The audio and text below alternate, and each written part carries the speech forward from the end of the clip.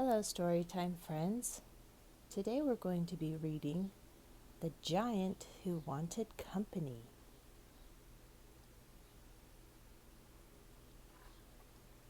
This story was written by Lee Presley and illustrated by Dennis Hockerman.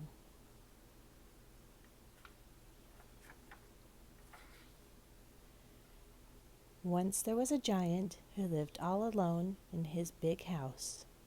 At dinner time, there was only one plate on his big table. At night, only one of his big beds was slept in. There was no noise, no commotion. The giant had no one to talk with him. He had no one to walk with him. He was lonely.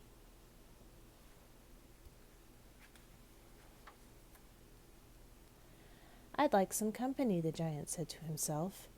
"I'll go far and near, and I'll invite my friends to come visit me." So he went far to invite his giant friends.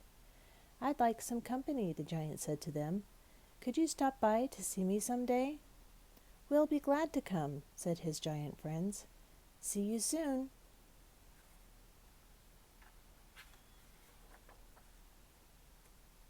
Next, the giant went near to invite his smaller friends. He invited horses and cows, and dogs and cats, kittens and goats, and llamas and bats, and ants and doves. "I'd like some company," the giant said to them all. "Could you stop by to see me some day?" "We'll be glad to come," said his smaller friends. "See you soon."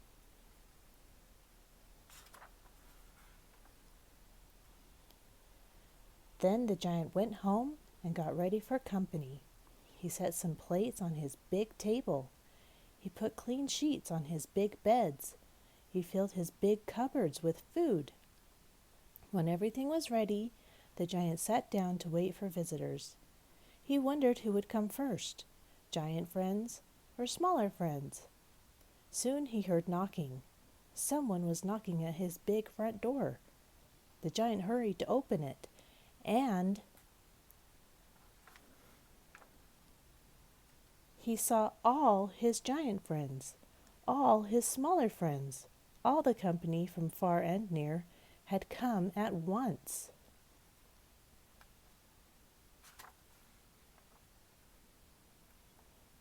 There was noise in the giant's house then.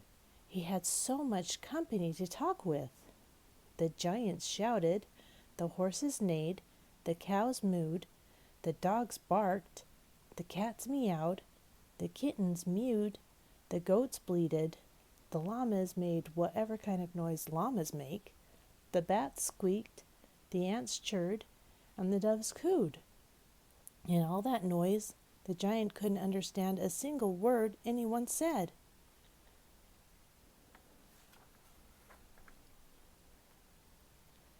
There was so much commotion in the giant's house then. He had so much company to walk with. The giants strode, the horses cantered, the cows plodded, the dogs trotted, the cats prowled, the kittens scampered, the goats ambled, the llamas moved in whatever way llamas move, the bats swooped, the ants scattered, and the doves flew. In all that commotion, the giant didn't dare to set a foot down flat for fear of stepping on a friend. "Oh no, giant, don't step on the ants."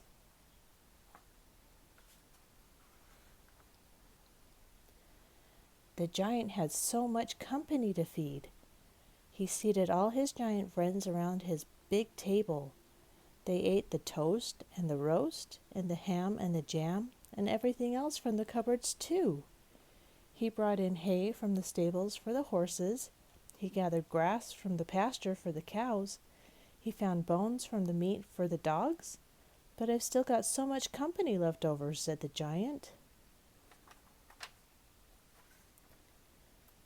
So the cats looked for scraps, the kittens ate the lickens, scraped from the cooking pots, the goats chose oats, the llamas ate whatever llamas eat, the bats searched for this and that, the ants did a sugar bowl dance, and the doves, what could he feed the doves? Then the doves, who were always polite, cooed and cooed. "Never mind, Giant, we aren't hungry." But the giant was, and he had to stay hungry, for there was nothing left for him to eat. The giant has so much company to spend the night. His giant friends slept in the giant beds. The horses slept in the chairs, the cows slept on the sofas, and the dogs slept on the footstools. "But I've still got so much company left over," said the giant. So he put the cats to bed on the mats, the kittens in his mittens, the goats in his coats, the llamas in his pajamas,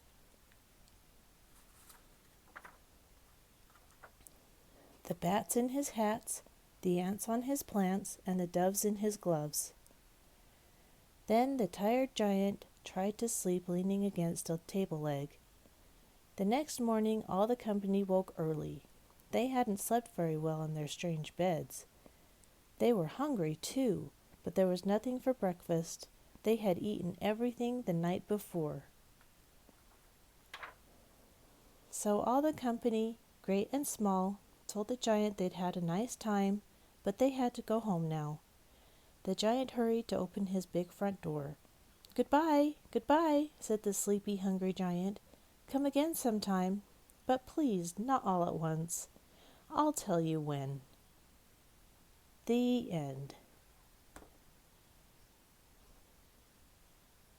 If you liked that story, let me know by hitting the like button, and come back again for another story on Storytime Friends. See you soon!